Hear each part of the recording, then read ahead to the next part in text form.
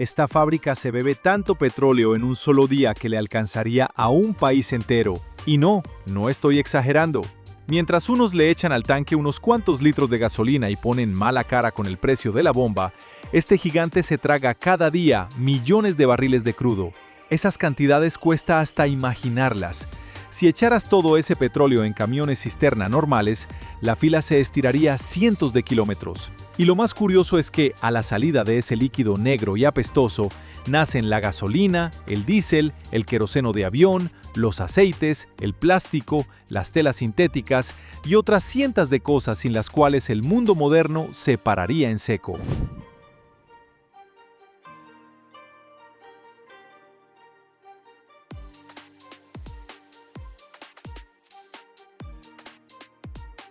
Lo que tienes delante es la refinería de petróleo más grande del mundo. De lejos, parece más una ciudad aparte que una planta industrial.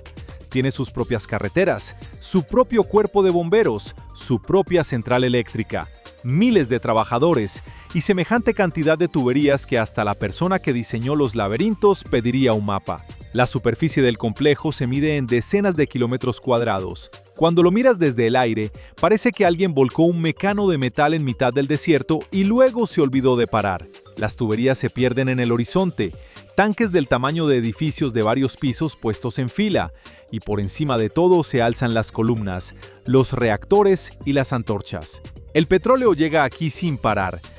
Una parte por oleoductos, otra en buques cisterna a través de la terminal marítima. Un solo barco de esos puede cargar cientos de miles de toneladas de crudo. Cuando se acerca al muelle, empieza la descarga. Bombas potentísimas trasiegan el petróleo a los tanques. Visto de lejos parece que no pasa nada especial. En realidad, cada segundo, miles de litros corren por las tuberías.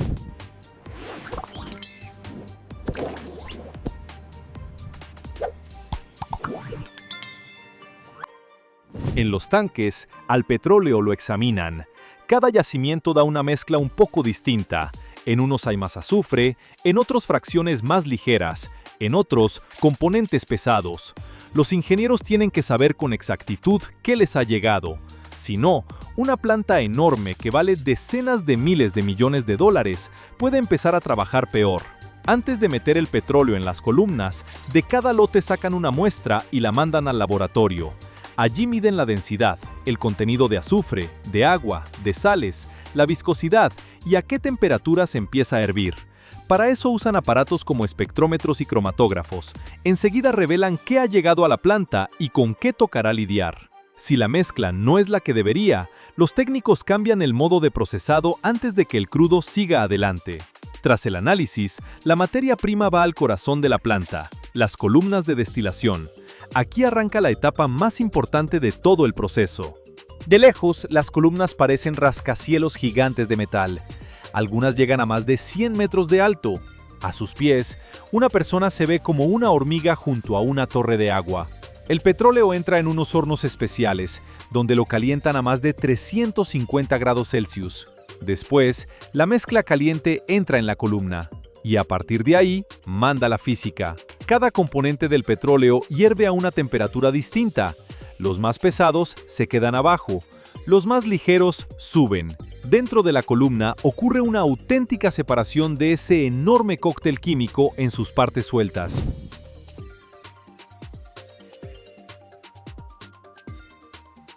En la parte de abajo se quedan las fracciones más pesadas.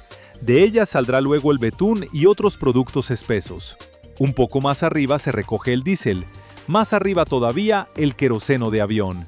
En los niveles altos se juntan los componentes de la gasolina y los gases. Suena de lo más sencillo. Calentaste, separaste, listo.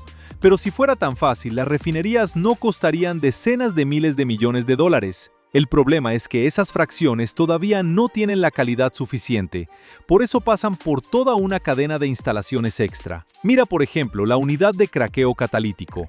Aquí las moléculas grandes literalmente se rompen en pedazos más pequeños. Simplificándolo mucho, los ingenieros agarran los componentes pesados y los convierten en combustible más valioso. En la práctica, la planta aprendió a sacar más gasolina de la misma cantidad de petróleo. Bonito, ¿verdad?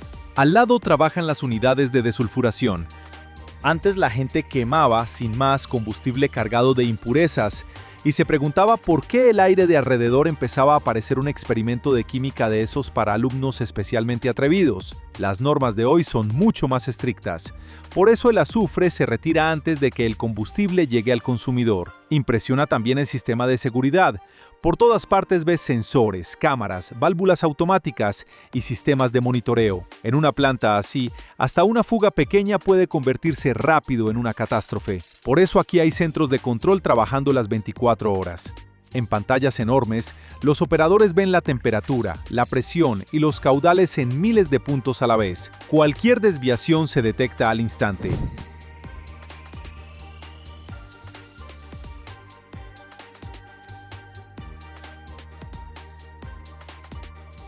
Y encima tiene su propio cuerpo de bomberos, con una escala tal que muchos parques de bomberos de ciudad se ven modestos al lado.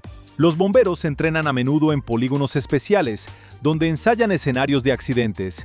Lo curioso es que buena parte de la energía para mover el complejo se produce dentro de sus propios terrenos. La planta es tan tragona que consume electricidad como una gran ciudad. Por eso aquí funcionan sus propias instalaciones de energía. Cada día salen de aquí miles de toneladas de producto terminado. Una parte va a las gasolineras, otra a la aviación, otra se convierte en materia prima para la industria química. Cuando alguien compra una botella de plástico, una chaqueta sintética o un neumático nuevo para el coche, muy a menudo su historia empezó justo en lugares como este. Toda esta megalópolis de metal existe para una sola cosa: convertir un líquido negro y espeso en productos sin los cuales la humanidad todavía no ha aprendido a vivir. Sí, el mundo va pasando poco a poco a nuevas fuentes de energía. Sí, los coches eléctricos se vuelven más populares, pero por ahora son justo estas plantas las que siguen siendo de los objetos más importantes del planeta. La refinería más grande del mundo es el complejo de la ciudad de Jamnagar, en la India. Esta planta procesa más de 1.200.000 barriles de petróleo al día. Esos son alrededor de 190 millones de litros de crudo cada día. El complejo ocupa cerca de 7.500 acres de terreno, más de 30 kilómetros cuadrados. Por superficie, es más grande que muchas ciudades. Esta sola planta cubre más del 30% de todos los derivados del petróleo que consume la India. Una parte del petróleo que llega aquí es tan pesada y sucia que algunas refinerías ni quieren meterse con ella. Pero es justo en eso donde los dueños ganan más. Compran materia prima más barata y luego, con instalaciones complejas, la convierten en gasolina, diésel y combustible de avión. ¿Cuál de estos datos te sorprendió más hoy? ¿Y te dieron ganas de visitar la India?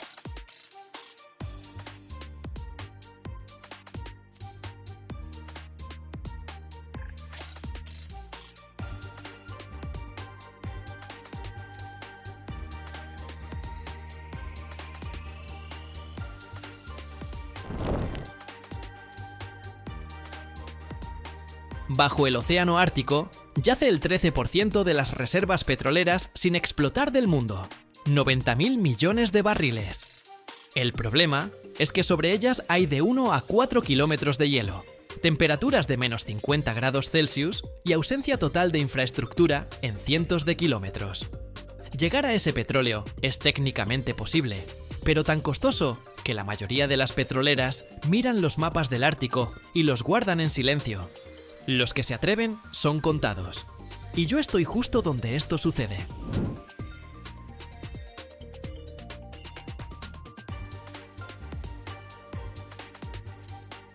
Empiezo por lo más importante. ¿Por qué es tan raro y peligroso? Bajo los casquetes árticos puede haber grandes cantidades de petróleo, pero acceder significa trabajar donde la temperatura cae a decenas de grados bajo cero. El hielo de kilómetros de espesor presiona las estructuras y cualquier accidente se vuelve catástrofe ecológica. Perforar bajo el hielo no es solo hacer un agujero y bombear. Es ingeniería compleja, con plataformas especiales, sistemas submarinos y monitoreo constante. Al llegar a la plataforma, lo primero que impacta es la escala. Torres enormes, tuberías, tanques, grúas, todo soporta toneladas de carga, en condiciones donde un error sale carísimo. El proceso arranca con exploración. Estudios sísmicos dan idea de la formación. Luego viene la perforación vertical o inclinada a través del hielo y rocas hasta el yacimiento.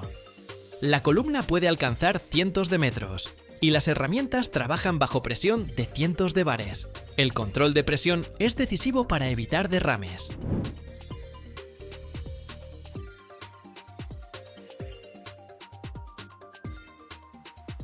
Luego viene la preparación para extraer.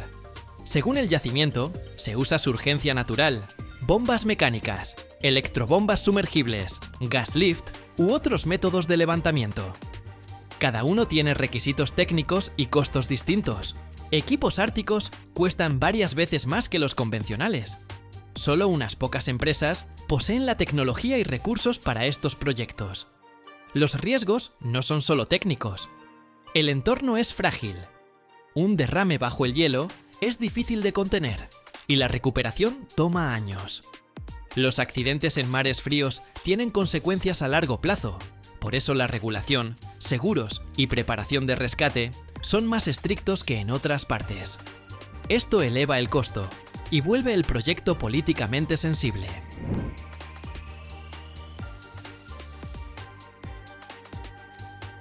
Veo gente con trajes pesados revisando válvulas y sensores. Cada paso queda registrado. Cada metro de tubería tiene su historia. Para el espectador de YouTube, parece un reportaje de aventuras. Pero detrás hay ingenieros trabajando con precisión milimétrica. Me gusta explicar lo simple. Perforar es meter un tubo muy largo bajo tierra, pero ese tubo debe aguantar la presión del hielo y funcionar sin parar. Y cuando digo sin parar, hablo en serio. Aquí la maquinaria opera 24/7 y cualquier paro significa riesgo de congelamiento, fallas y pérdidas millonarias. Por eso la perforación ártica es un juego al límite, donde se cruzan ingeniería, dinero y política, y donde un error puede convertirse en historia que se recuerde por mucho tiempo.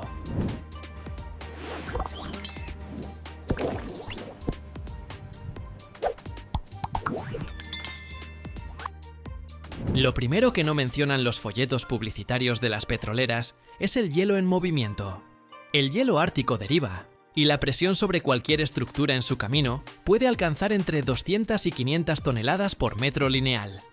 No es metáfora, es una carga real bajo la cual el acero de las plataformas convencionales se dobla como cartón. Por eso, las plataformas árticas se construyen con cascos cónicos. El hielo sube por el cono, se eleva y se rompe por su propio peso, en lugar de empujar horizontalmente. Suena elegante, pero ejecutarlo en acero de 50 a 70 milímetros, de espesor a temperaturas donde el metal se vuelve quebradizo, es un desafío de ingeniería que tomó décadas resolver.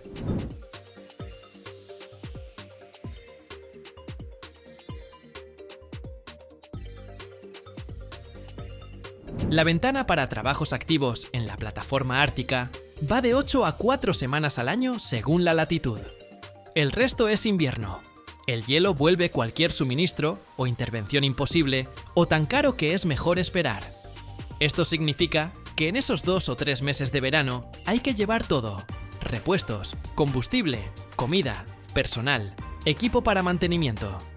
La cadena logística arranca 9 o 10 meses antes. Un viaje de rompehielos con carga cuesta entre 2 y 5 millones de dólares solo en combustible y servicios. Si olvidaste algo o pediste lo equivocado, la próxima oportunidad es en un año.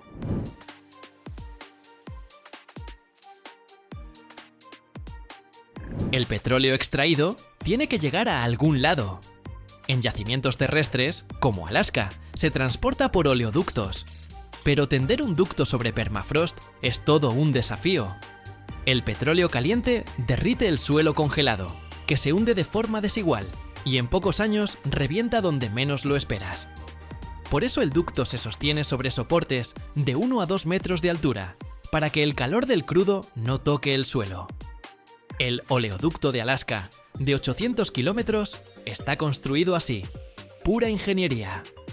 En yacimientos offshore, donde tender un ducto es imposible o carísimo, el petróleo se carga directamente de la plataforma a buques tanque clase hielo, mediante mangueras submarinas.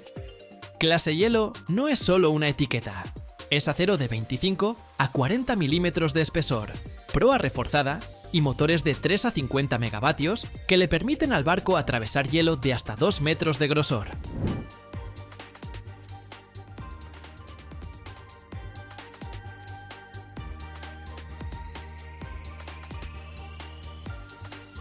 El personal trabaja turnos rotativos, 2 semanas completas en la plataforma, 2 semanas en casa con su familia. El transporte es únicamente en helicóptero. Un vuelo desde la base costera, con distancias de 150 a 300 kilómetros sobre mar Ártico, no sigue horario fijo. Es un intento cauteloso que depende del clima. La ventana para volar se abre y cierra varias veces al día, según las condiciones. La gente espera horas, a veces días enteros. Si alguien sufre emergencia médica grave, la evacuación no toma 20 minutos como en ciudad, sino de 4 a 8 horas mínimo. Por eso el módulo médico está equipado como quirófano completo. Termino el recorrido sintiendo haber visto algo verdaderamente único, no por hermoso, sino por complejo, costoso y peligroso. Precisamente eso hace tan fascinante el tema extracción de petróleo bajo hielo ártico. Aquí cada metro de tubería y cada válvula tienen importancia vital.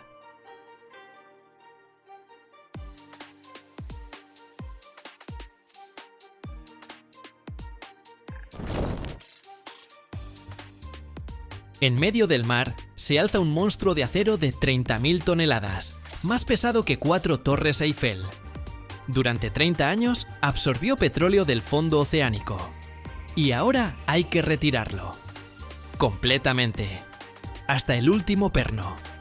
Sin dejar rastro. Imagina, decenas de pozos que se hunden kilómetros bajo el lecho marino. Una estructura alta como un rascacielos sobre el agua. Y todo esto hay que sellarlo, cortarlo de los cimientos y llevarlo a tierra.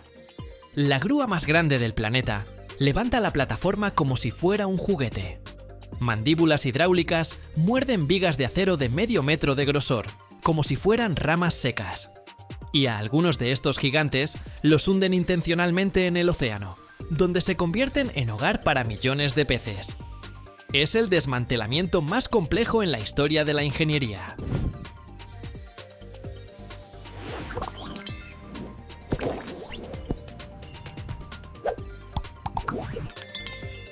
En medio del mar se levanta una enorme estructura de acero. Hace 30 años la instalaron aquí para extraer petróleo del fondo marino. Pero el tiempo es implacable. El metal se cansó de luchar constantemente contra el agua salada y las tormentas, y el yacimiento se agotó. Según las leyes internacionales, no se puede simplemente abandonar a que se oxide. Hay que retirarla, sin dejar ni rastro. Y este proceso, llamado desmantelamiento, es una hazaña de ingeniería tan compleja como la construcción misma. Todo comienza con la etapa más importante y peligrosa, que ocurre en las profundidades bajo el agua. El taponamiento de los pozos. Es como hacerle un tratamiento dental al planeta. La plataforma puede tener decenas de pozos que bajan kilómetros hacia el fondo marino. No se pueden simplemente cerrar con una tapa. Cada pozo debe sellarse de forma permanente y segura. Para esto, se baja equipo especializado y se inyectan varios tapones. Primero va un tapón mecánico, y luego, capa tras capa, se vierten cientos de metros de cemento especial. Esto se hace en varios puntos a lo largo de todo el pozo, creando una barrera multicapa e impenetrable. Es un trabajo absolutamente crítico. La más mínima fuga podría provocar una catástrofe ecológica.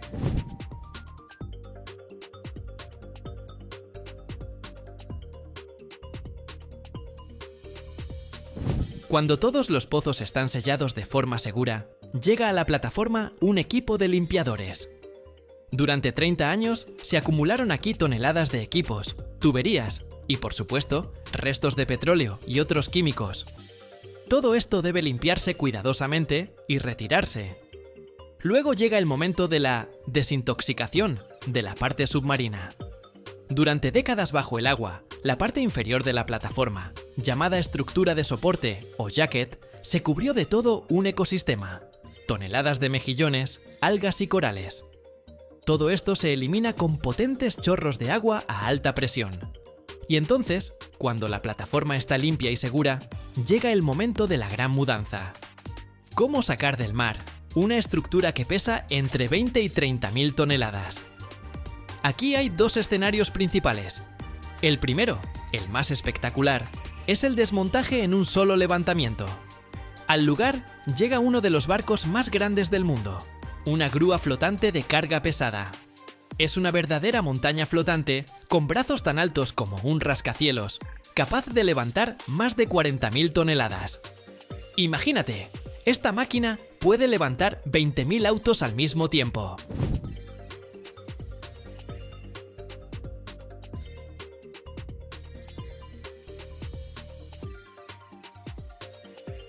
Al principio, buzos especializados o robots submarinos cortan con sopletes de plasma las patas de acero de la plataforma desde los cimientos en el fondo del mar.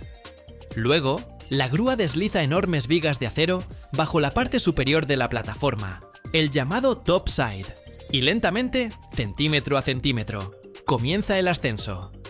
Es un momento de tensión increíble. Miles de toneladas de acero se desprenden de su base y quedan suspendidas en el aire. Después, esta casa gigante se coloca cuidadosamente sobre una barcaza enorme. Luego la grúa regresa y levanta del agua el bloque de soporte de la misma manera. El segundo escenario es desmantelar todo en pedazos directamente en el mar.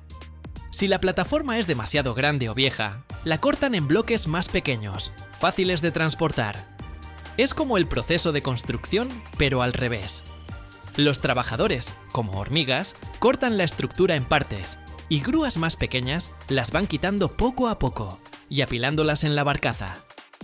Cuando todas las partes de nuestro dinosaurio de acero están cargadas en la barcaza, comienza su último y triste viaje. Lentamente, a velocidad de unos pocos nudos, los remolcadores arrastran este cementerio flotante hacia la costa.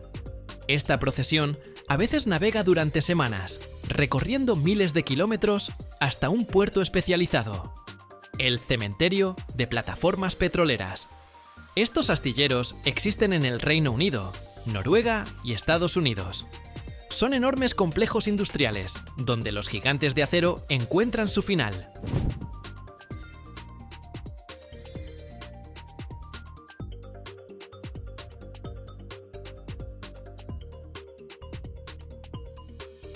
Aquí, en tierra firme, comienza el acto final, el desmantelamiento átomo por átomo. Grúas portuarias gigantes levantan bloques de varias toneladas desde la barcaza y los depositan en una plataforma especialmente preparada. Y ahí es cuando entran en acción los verdaderos carniceros de acero. No hablamos de operarios con soplete, hablamos de tijeras hidráulicas gigantes montadas sobre excavadoras.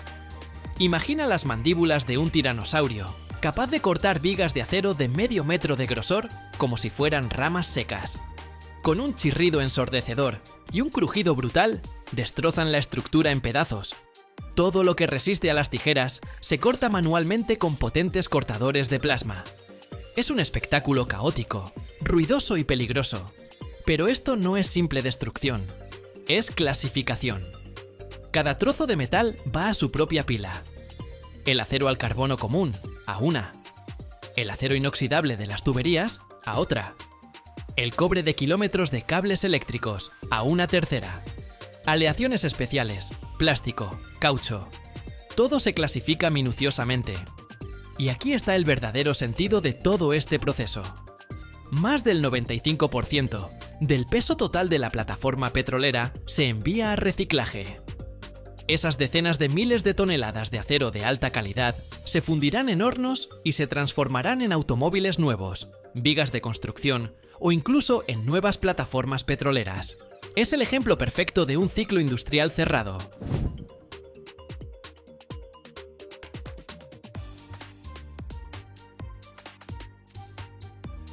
Pero a veces la historia termina de otra forma. Existe un programa llamado Rigs to Reefs, o sea, plataformas convertidas en arrecifes. Si la parte sumergida de la plataforma, la jacket, está completamente limpia y es segura, no la suben a la superficie, sino que la dejan ahí mismo, o la trasladan a una zona especial y la hunden. ¿Por qué? Porque después de 30 años en el mar, su estructura de acero se convirtió en un verdadero arrecife vertical, densamente poblado por corales, peces y otras criaturas marinas. Para muchas especies, estas construcciones se volvieron auténticos oasis en medio del desierto del fondo marino. Y destruir ese ecosistema causaría más daño que beneficio. Y así, el gigante de acero que toda su vida sirvió a la industria, al jubilarse, se convierte en un guardián silencioso de la naturaleza, un nuevo hogar para miles de seres marinos. Es un final hermoso y simbólico para un titán que regresó al seno del océano. Y para que mi canal también siga navegando las olas de YouTube, suscríbete.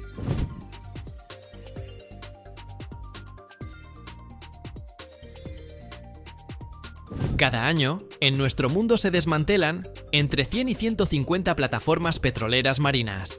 El peso total del acero, que se recicla de una sola plataforma grande, puede llegar a las 20 o 30.000 toneladas. Es el peso de 3 o 4 torres Eiffel.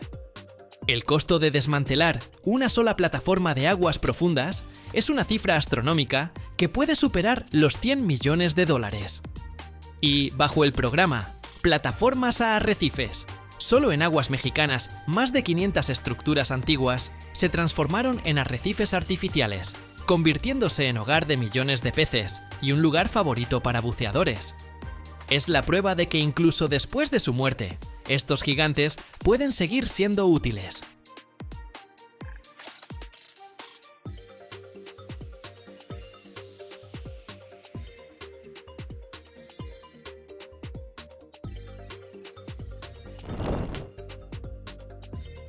Imagina un tubo del grosor de tu brazo, tirado en el fondo del océano, a 300 metros de profundidad, en total oscuridad.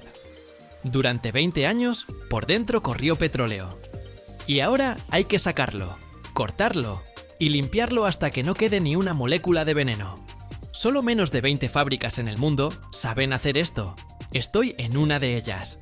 Aquí cortan acero a 20.000 grados, lavan tubos con ácido, y los trabajadores usan trajes que parecen de astronauta.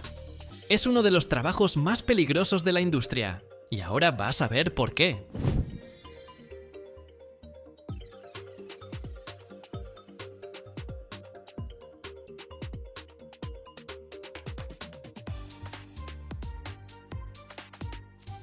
Un oleoducto marino es un túnel de acero de hasta 1 metro de diámetro, tendido en el fondo del océano, a 200, 300, a veces 500 metros de profundidad. Por dentro fluyó petróleo, gas, líquidos químicos. Su longitud puede ir de 10 a 40 kilómetros. Algunos llevaban 20 años en el mar, otros 30. Cuando envejecen hay que retirarlos. Pero sacar algo así del fondo no es como pescar. Requiere meses de preparación. Buzos descienden al fondo, fotografían el tubo, lo miden, revisan su estado. Luego los ingenieros deciden en qué longitudes cortarlo. Los tramos van de 50, 70 hasta 100 metros. Cada pedazo pesa entre 20 y 40 toneladas. Para que te hagas una idea, es el peso de 10 coches en un solo trozo de tubo.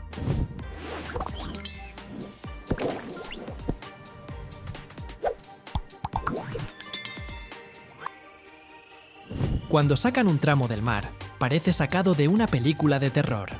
Por dentro, agua de mar, sedimento espeso, restos de petróleo y productos químicos que se descompusieron durante años. Esa mezcla es tóxica, inflamable, explosiva. Y con eso hay que trabajar casi con las manos desnudas. Bueno, casi. La limpieza empieza en un tanque enorme, una especie de bañera especial, donde meten el tubo. El agua se calienta a 60, 70 grados. El agua caliente disuelve la suciedad, el sedimento viejo, todo lo que se fue pegando durante 20 años. El tubo se queda ahí varios días. Los operarios lo van girando, cambian el agua. Es como remojar una sartén con restos quemados, solo que la sartén pesa 30 toneladas y está llena de veneno.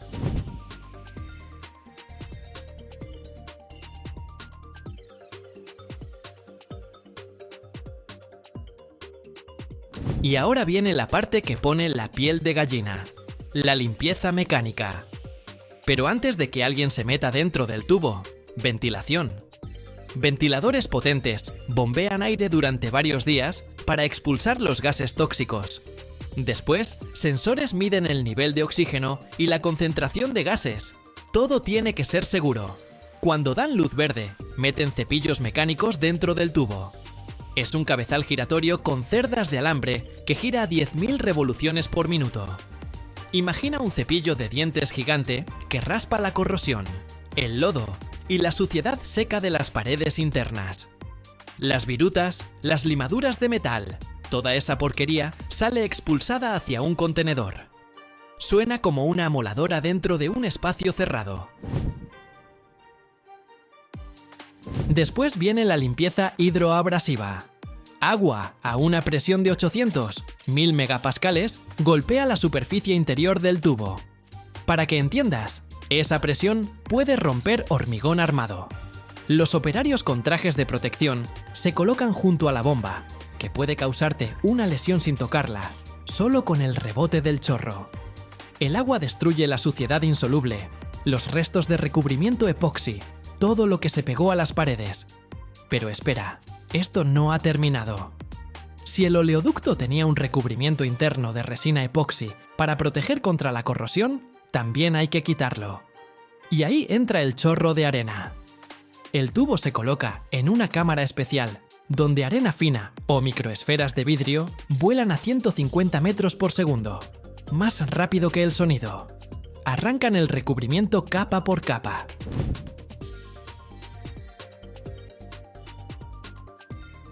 Los trabajadores en esta nave usan trajes que parecen de verdad trajes espaciales. El ruido es como el de un motor a reacción. Solo se comunican por radio. La limpieza abrasiva puede durar horas, y en tubos grandes, días enteros. Cuando la limpieza termina, el tubo pasa por un escáner de rayos X. Revisan la profundidad de la corrosión en las paredes. Si la corrosión es demasiado profunda, el tubo va a desecho. Si pasa la norma, está listo para el siguiente paso. Y aquí es donde las cosas se ponen realmente serias.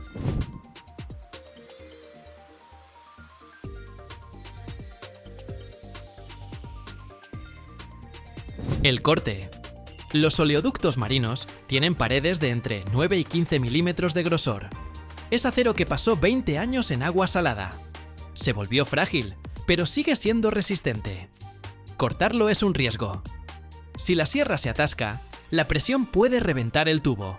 Una chispa cerca de restos de gas y hay explosión. El primer método es el corte manual con oxígeno. El operario sostiene un soplete con mezcla de oxígeno y acetileno. La temperatura de la llama, 3000 grados Celsius. Imagina, estás ahí parado, sosteniendo algo más caliente que la lava, cortando acero que puede agrietarse en cualquier segundo. Un error, quemadura, herida o algo peor. Si tienes un trabajo donde te sientas en un escritorio, escribe en los comentarios "gracias" y suscríbete.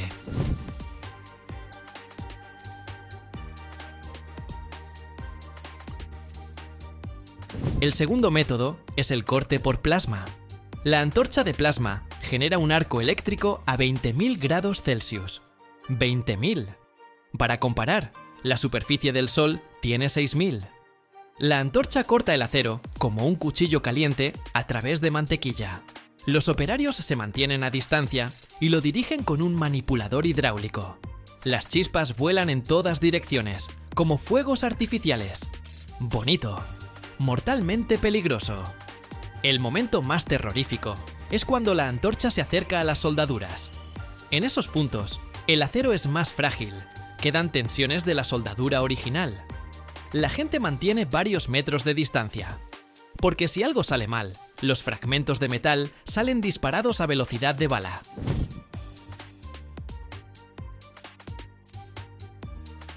El tiempo de corte depende del diámetro. Un tubo de medio metro de diámetro, 2 o 3 horas. 2 metros de diámetro, ya son varios días, porque solo un puñado de especialistas en el mundo trabaja con esas dimensiones. Después del corte, sacan el trozo con una grúa. El peso puede llegar a 50 toneladas. El borde cortado está afilado como una navaja. Quemado, todavía caliente a unos 100 grados. Manipuladores especiales lo levantan con cuidado para que no golpee otro equipo. Luego los trozos van al almacén. Algunos se funden en hornos para hacer acero nuevo. Otros, si su estado lo permite, se reconvierten en tubos nuevos para otros proyectos.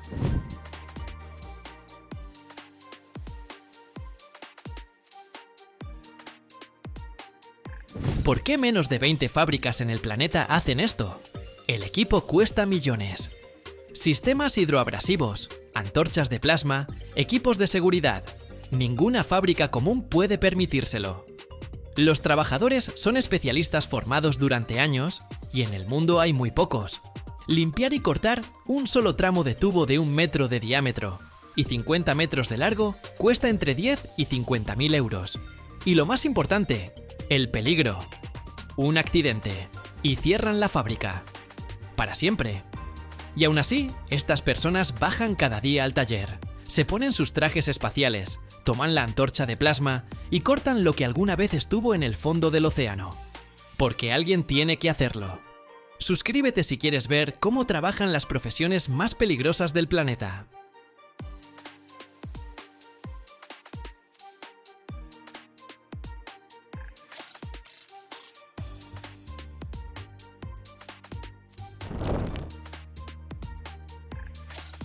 ¿Y si te digo que cada litro de gasolina contiene restos de vida que habitó la Tierra hace millones de años y que sin ella el mundo moderno simplemente se detendría?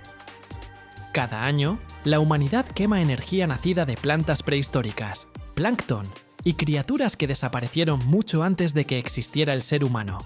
Pero casi nadie sabe cómo esa mezcla negra y sucia, extraída desde kilómetros de profundidad, se transforma en un líquido transparente capaz de mover miles de millones de motores. Dentro de las refinerías ocurren procesos que parecen caos controlado, temperaturas de horno, presiones que destrozan el metal y moléculas que se rompen y se reconstruyen una y otra vez. Y si te quedas hasta el final, descubrirás qué etapa de la producción de gasolina realmente decide si tu auto arranca o no.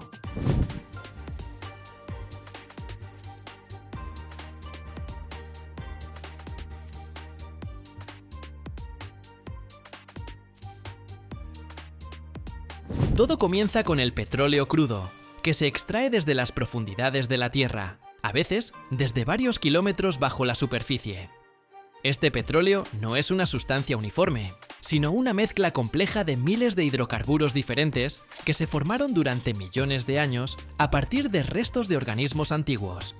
Imagínate esto: dinosaurios, plantas prehistóricas y plancton se transformaron bajo presión y temperatura en lo que ahora mueve la civilización moderna. Un dato increíble, ¿verdad? Cuando se extrae el petróleo, su aspecto varía según el yacimiento. Puede ser casi negro y espeso como melaza, o puede ser más claro y fluido. En él se mezclan moléculas de diferentes tamaños, desde gases diminutos hasta componentes pesados enormes. Y la tarea de una refinería es separar toda esta mezcla en productos útiles, siendo la gasolina uno de ellos.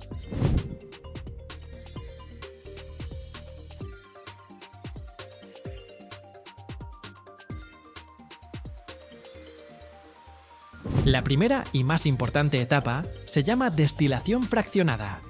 El petróleo se bombea hacia una enorme torre vertical que puede alcanzar la altura de un edificio de 15 pisos. Esta torre se llama columna de destilación y funciona con un principio simple. Diferentes sustancias hierven a diferentes temperaturas. Primero, el petróleo se calienta a una temperatura de aproximadamente 400 grados Celsius en un horno especial. A esa temperatura, la mayoría de los componentes del petróleo se convierten en vapor. Esta mezcla caliente de vapor se introduce en la parte inferior de la columna de destilación. Dentro de la torre hay decenas de bandejas horizontales instaladas a diferentes alturas. Y aquí es donde comienza la verdadera magia de la separación.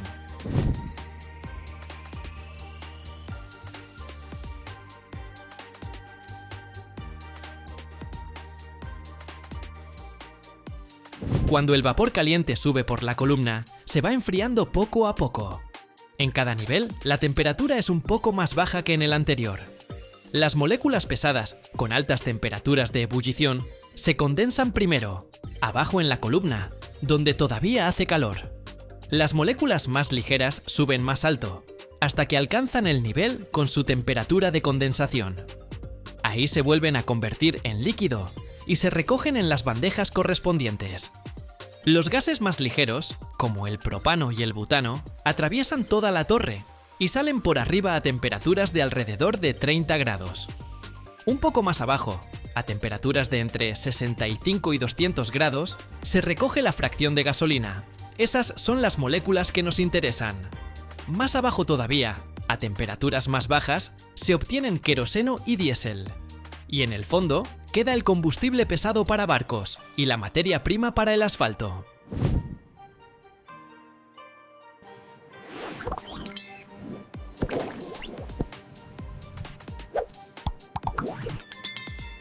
Pero aquí está el truco. Si simplemente separas el petróleo en fracciones, no sale tanto combustible, más o menos un 15 o 20% del volumen total. Y la demanda de gasolina es enorme, mucho mayor que su contenido natural en el crudo. Por eso los refinadores inventaron una manera ingeniosa de crear más gasolina con lo que tienen, un proceso llamado craqueo. El craqueo consiste en romper moléculas grandes y pesadas en otras más pequeñas, aptas para gasolina. Hay varias formas de hacerlo. El craqueo térmico simplemente calienta el petróleo pesado a temperaturas extremas de unos 500 grados bajo alta presión. En esas condiciones, las cadenas largas de átomos de carbono literalmente se rompen en pedazos más cortos.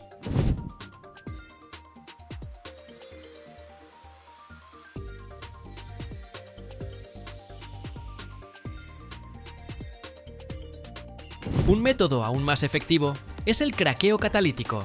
Aquí se usan sustancias especiales llamadas catalizadores, normalmente aluminosilicatos, que aceleran las reacciones químicas sin necesidad de calentar a temperaturas tan locas. El petróleo pesado se mezcla con polvo caliente del catalizador a temperaturas de alrededor de 1000 grados, y las moléculas se rompen mucho más rápido y eficientemente. Después de la reacción, el catalizador se regenera y se usa una y otra vez.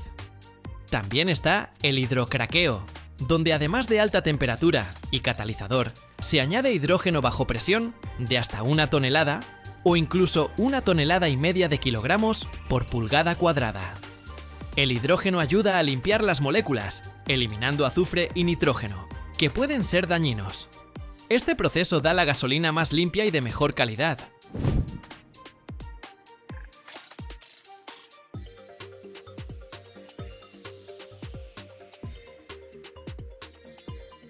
Pero incluso después de todas estas transformaciones, la gasolina aún no está lista para llegar a tu tanque. Hay que mejorar sus propiedades mediante procesos llamados reformado y alquilación. El reformado cambia la estructura de las moléculas de gasolina, aumentando su número de octano, que indica qué tan resistente es el combustible a la detonación en el motor. La gasolina de bajo octanaje puede autoencenderse en los cilindros del motor fuera de tiempo, causando golpeteo y pudiendo dañar el motor. Durante el reformado, las moléculas de gasolina pasan por una serie de reactores con catalizadores de platino a una temperatura de alrededor de 500 grados. Ahí, las cadenas rectas de átomos se reorganizan en estructuras ramificadas y moléculas en anillo, que tienen un número de octano más alto. Antes se añadía plomo para aumentar el octanaje, pero resultó ser tóxico y contaminante para el medio ambiente, así que se dejó de usar en los años 90.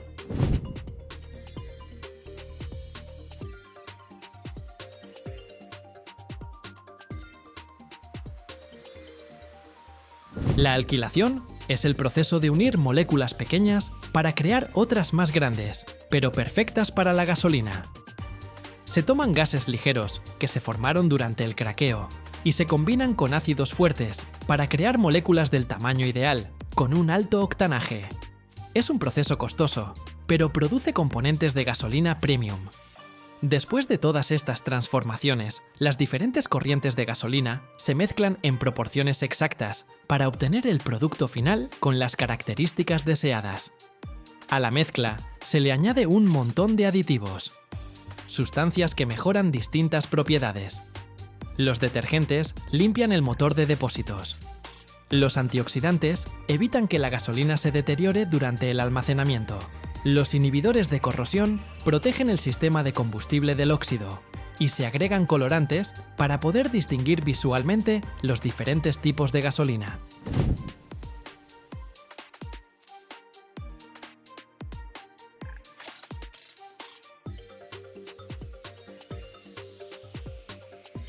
En muchos países es obligatorio agregar etanol a la gasolina, un alcohol producido a partir de maíz o caña de azúcar. Normalmente representa el 10% del volumen, aunque a veces es más. El etanol aumenta el octanaje y se considera más ecológico porque proviene de fuentes renovables, aunque hay debates sobre si realmente es tan beneficioso para el medio ambiente, considerando toda la energía gastada en cultivar la materia prima. Es interesante que de un barril de petróleo crudo de 160 litros se obtienen aproximadamente 20 litros de gasolina, más diésel, queroseno, lubricantes y otros productos. Nada se desperdicia. Incluso los gases que se forman en el proceso se queman para calentar la propia planta o se transforman en otras sustancias útiles.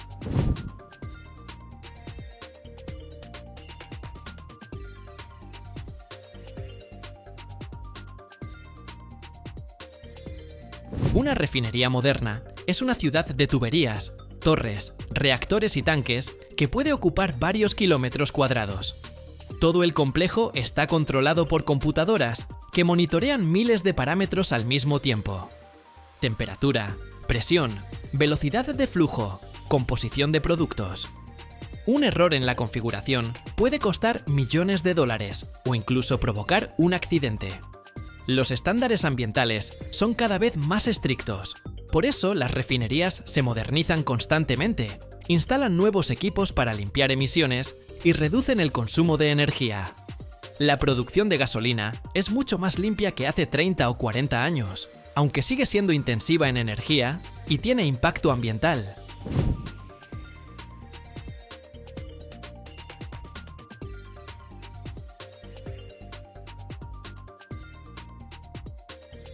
Todo este complejo sistema existe para que tú puedas simplemente llegar a una gasolinera, meter la pistola en el tanque y llenar en un par de minutos. Detrás de esos pocos minutos, hay geólogos buscando petróleo, ingenieros diseñando pozos y refinerías, químicos desarrollando catalizadores y aditivos, técnicos manteniendo el equipo funcionando, conductores entregando el combustible. Una industria global que trabaja las 24 horas para que el mundo siga en movimiento. Y aunque ahora se habla mucho de autos eléctricos y energía renovable, la gasolina seguirá siendo el combustible principal para miles de millones de vehículos en todo el mundo por mucho tiempo más. Es el producto de un siglo de ingeniería, investigación química e innovación tecnológica. La transformación de materia orgánica antigua en la energía del presente.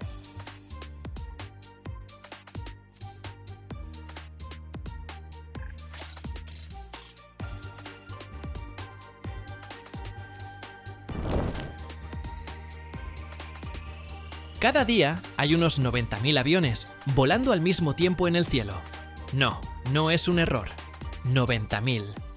Y cada uno quema combustible con tal apetito que un Boeing 777 en un vuelo transatlántico devora cerca de 80.000 litros de queroseno de aviación en un solo trayecto. Todos estos vuelos, y al año son más de 30 millones y medio, se alimentan de un único tipo de combustible, que solo produce un pequeño número de refinerías en todo el mundo.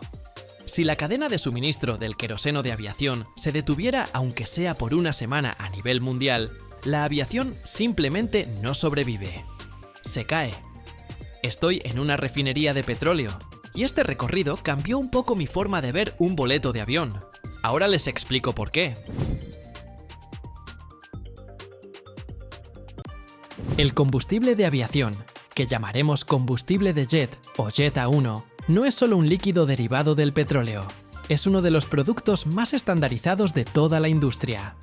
Las especificaciones para su uso ocupan cientos de páginas, y si el combustible no cumple con un solo parámetro, no entrará en el tanque de ningún avión comercial del mundo. La industria aeronáutica es el inspector de calidad más riguroso que te puedas encontrar cuando se trata de combustible. Todo comienza con el petróleo crudo, y aquí el primer punto importante. No cualquier petróleo es igual de bueno para producir combustible de aviación. El petróleo ligero y bajo en azufre es la materia prima ideal. El petróleo pesado, digamos de Venezuela o Canadá, es mucho más difícil de procesar y produce menos de la fracción necesaria. La refinería donde estoy procesa principalmente petróleo del Medio Oriente, que da mejor rendimiento de la fracción de queroseno de la que se hace el combustible para aviones. La diferencia entre tipos de materia prima es notable. Del buen petróleo sale entre 20 y 25% de combustible de aviación del volumen total, del pesado a veces menos de 10, es decir, casi la mitad.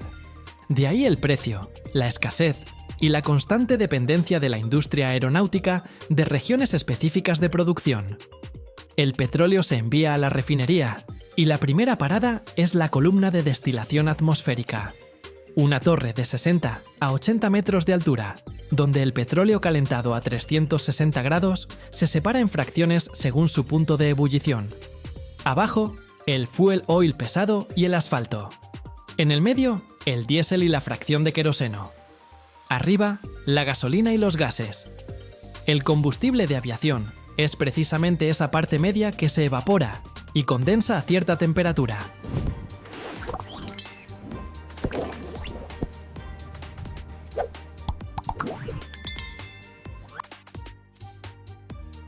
Pero lo que sale de la columna de destilación todavía no es combustible listo para aviones.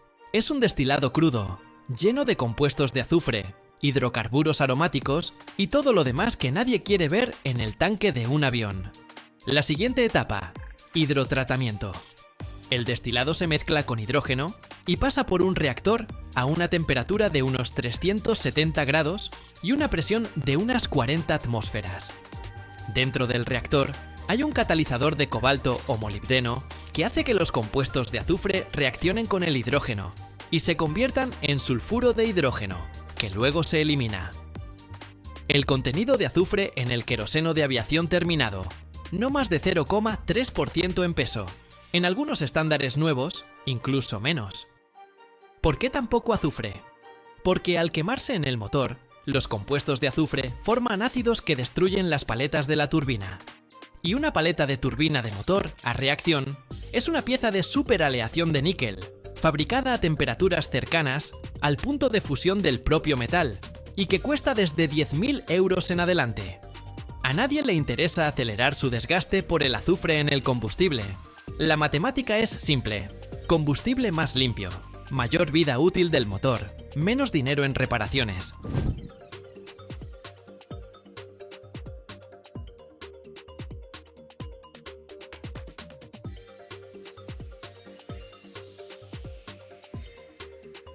Después de la limpieza, el combustible pasa por varias etapas más de separación hidráulica, para eliminar las fracciones demasiado ligeras o demasiado pesadas que terminaron donde no debían. Luego viene la parte más interesante, la adición de aditivos. Y aquí es donde la producción de queroseno de aviación se parece a la industria farmacéutica. Los aditivos no ocupan mucho volumen, se miden en mililitros por tonelada, pero cada uno cumple una función específica.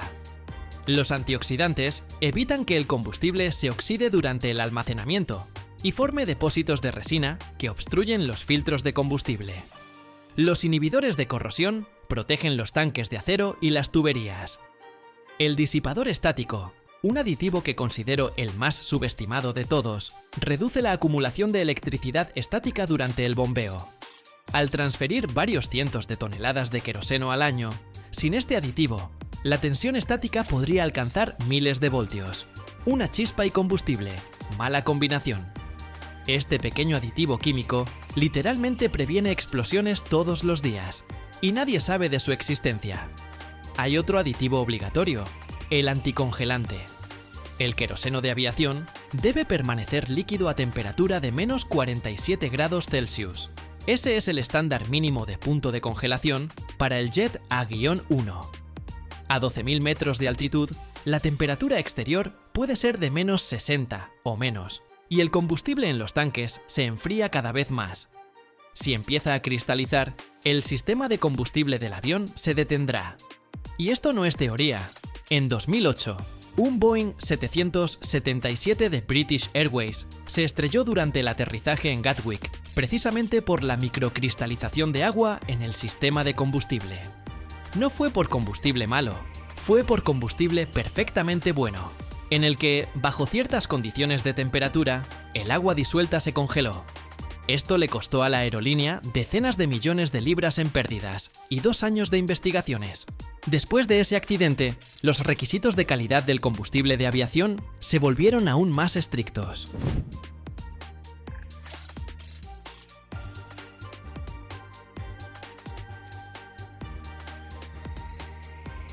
El control de calidad en esta refinería es un laboratorio aparte, con equipos que valen varios millones de euros en total.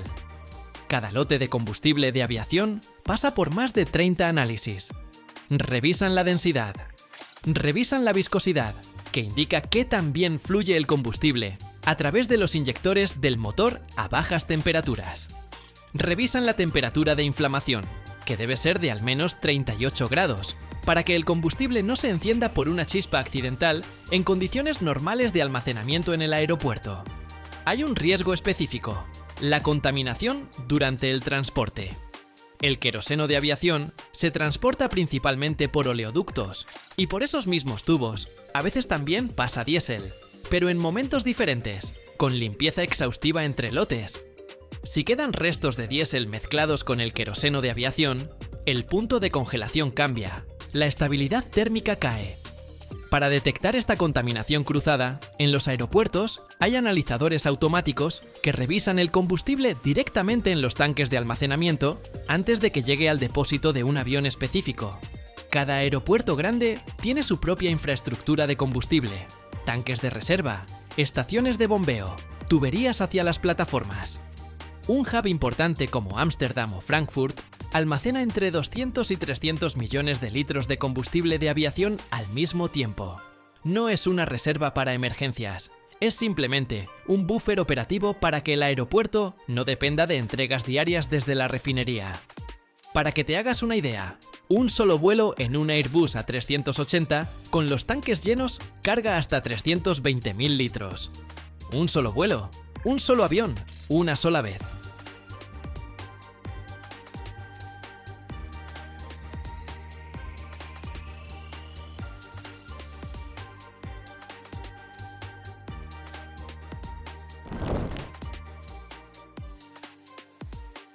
Un metro cúbico de este gas concentrado y una persona muere en cuestión de segundos, y esta emisión tóxica sale en toneladas por hora de cada refinería de petróleo. Solo unas pocas plantas en el mundo saben cómo atrapar esta muerte directo de las chimeneas y transformarla en un polvo amarillo que termina en tus neumáticos, en fertilizantes para vegetales y en la mitad de toda la química del planeta. La reacción es exotérmica, la temperatura se dispara. Una falla en la válvula y la planta se convierte en ruinas con humo tóxico por kilómetros a la redonda. Entré donde está el tanque de azufre con varios miles de toneladas y lo que vi ahí no me dejó dormir tranquilo por mucho tiempo.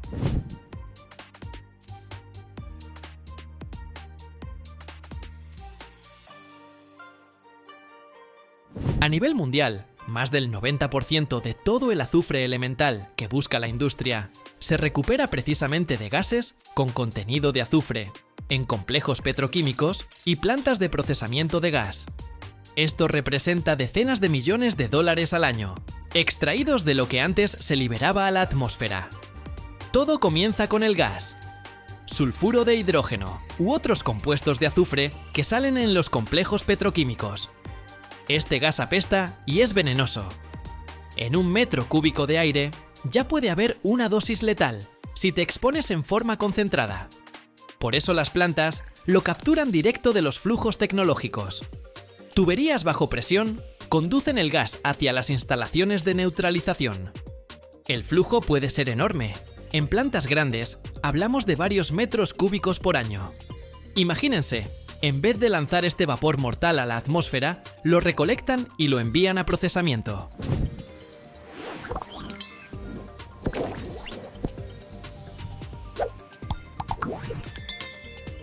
El primer paso es limpiar el gas de impurezas. Aquí la pureza de la materia prima es crucial, porque las impurezas pueden tapar los catalizadores o provocar explosiones. El gas pasa por filtros y se enfría. La temperatura baja hasta unos pocos grados Celsius para precipitar las fracciones líquidas.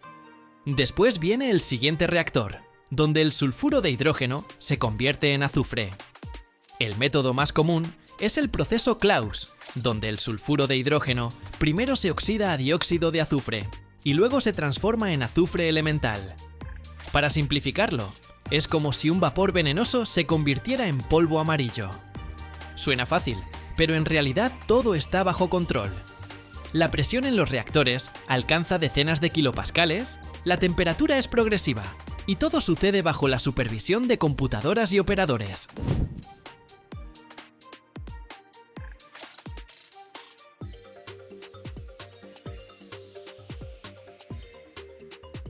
Uno de los puntos clave es la seguridad. Las reacciones son exotérmicas. Si se genera calor y no se disipa, el reactor puede sobrecalentarse. Por eso aquí hay circuitos de refrigeración, sistemas de descarga de emergencia y un mecanismo que reduce automáticamente el flujo de gas si la temperatura o la presión se salen de control. Cada válvula, cada sensor se revisa a diario, porque de eso depende que no ocurra un accidente. Además, el personal trabaja con trajes de protección y la zona está rodeada de áreas buffer. La distancia a los poblados se mide en kilómetros, no en cientos de metros.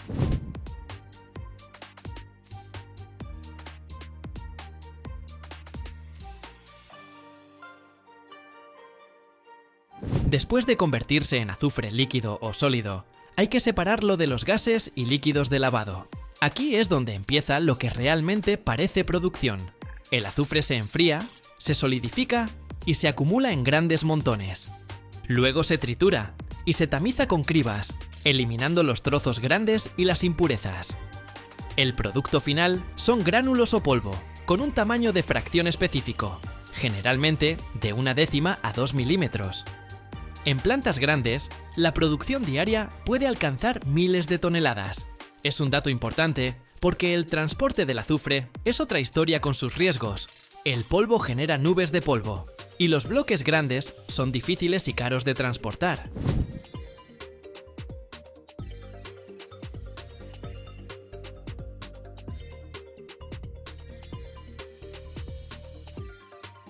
Una de las cosas más aterradoras es lo inflamable que es y lo tóxica que se vuelve al calentarse. El azufre en sí no explota en condiciones normales, pero si se calienta mal, libera dióxido de azufre y óxidos de azufre, esos mismos vapores venenosos. Por eso, durante la fusión o el calibrado de fracciones, dejan extractores y sistemas de purificación de aire funcionando. Donde manejan grandes cantidades, tienen sistemas automáticos de extinción de incendios que actúan al instante. En una planta vi un tanque de azufre de varios miles de toneladas. Imagínense el problemón si eso se calentara sin control.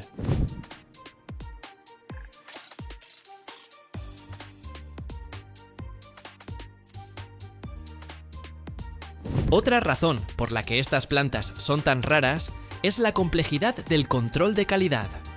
El azufre destinado a la agricultura tiene propiedades diferentes al que se usa para producir ácido sulfúrico o productos de caucho. Por eso hay que regular con precisión la temperatura de cristalización, la purificación de impurezas y el tamaño de las fracciones. El laboratorio analiza constantemente las muestras, composición química, punto de fusión, contenido de impurezas. Todo esto con varios métodos, incluida la cromatografía de gases. Si la calidad no cumple con los estándares, el lote se refunde o se envía a eliminación. Las pérdidas son enormes.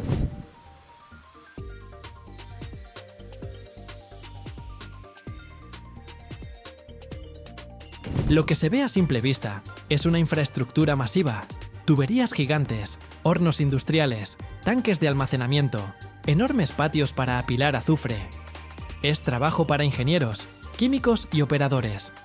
Solo un puñado de compañías en el mundo tienen tanto la tecnología como los recursos para hacerlo de forma segura y rentable.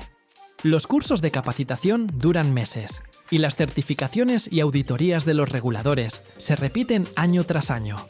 Por eso, las cifras exactas de producción se mantienen en secreto y el acceso a las tecnologías es limitado. Al final del ciclo, el azufre se empaca en sacos de 50 kilos para clientes locales o a granel en vagones especiales para exportación. Transportar azufre es todo un desafío. Hay que aislarlo de la humedad y las fuentes de calor, protegerlo del polvo. La logística suele añadir costos finales que encarecen el producto.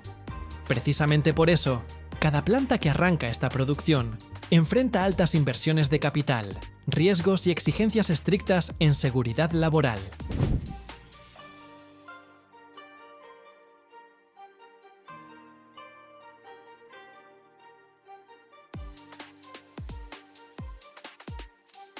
Más de la mitad de todo el azufre que existe en el mundo, como producto terminado, se destina a la producción de ácido sulfúrico, uno de los componentes químicos sin los cuales la industria moderna simplemente no podría funcionar. Estrechamente vinculado con esto, el azufre pasa luego a la industria del caucho, donde actúa como pegamento durante la vulcanización. De él depende qué tan resistentes serán las llantas de nuestros vehículos.